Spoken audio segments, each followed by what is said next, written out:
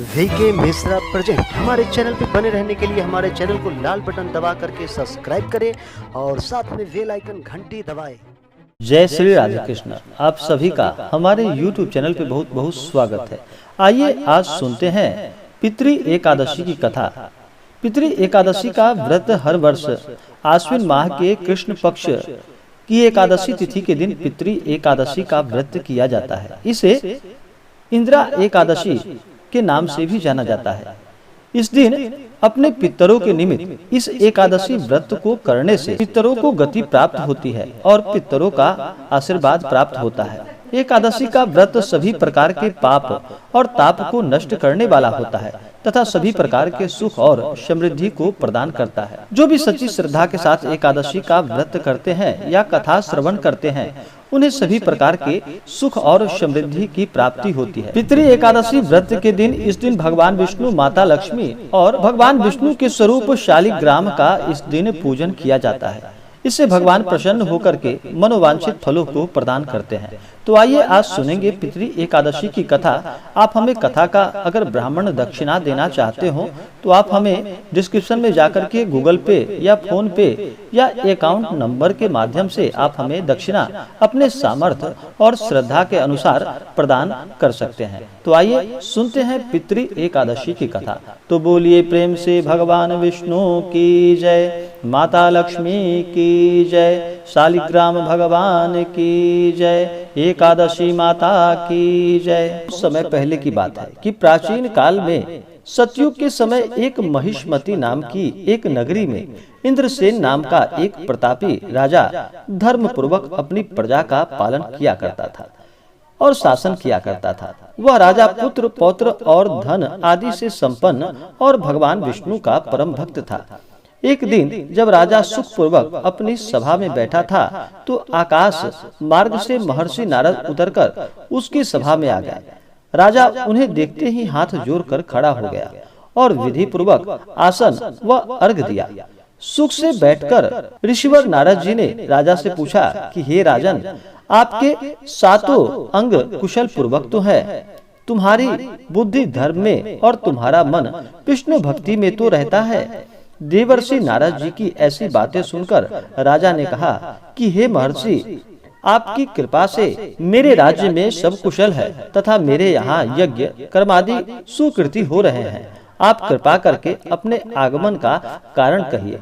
तब ऋषि कहने लगे कि हे राजन, आप आश्चर्य देने वाले मेरे वचनों को सुने। मैं एक समय ब्रह्मलोक से यमलोक को गया।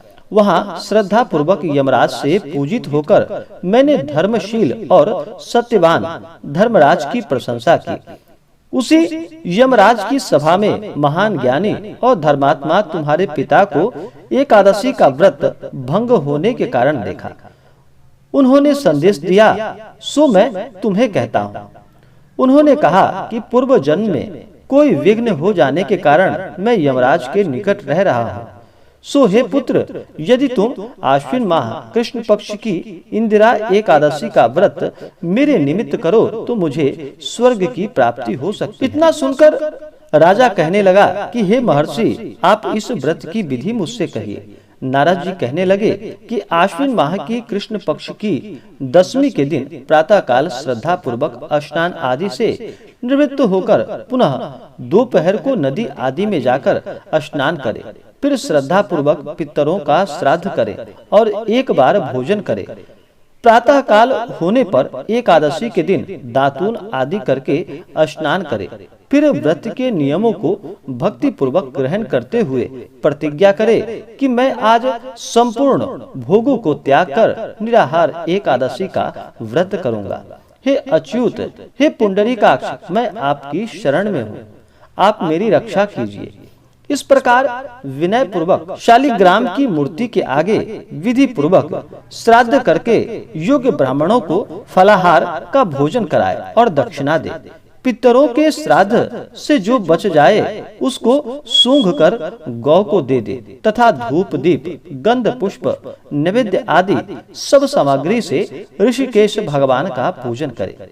रात में भगवान के निकट जागरण करे। इसके पश्चात द्वादशी के दिन प्रातः काल होने पर भगवान का पूजन करके ब्राह्मणों को भोजन कराए। भाई बंधुओं, स्त्री और पुत्र सहित आप भी मौन होकर भोजन करें।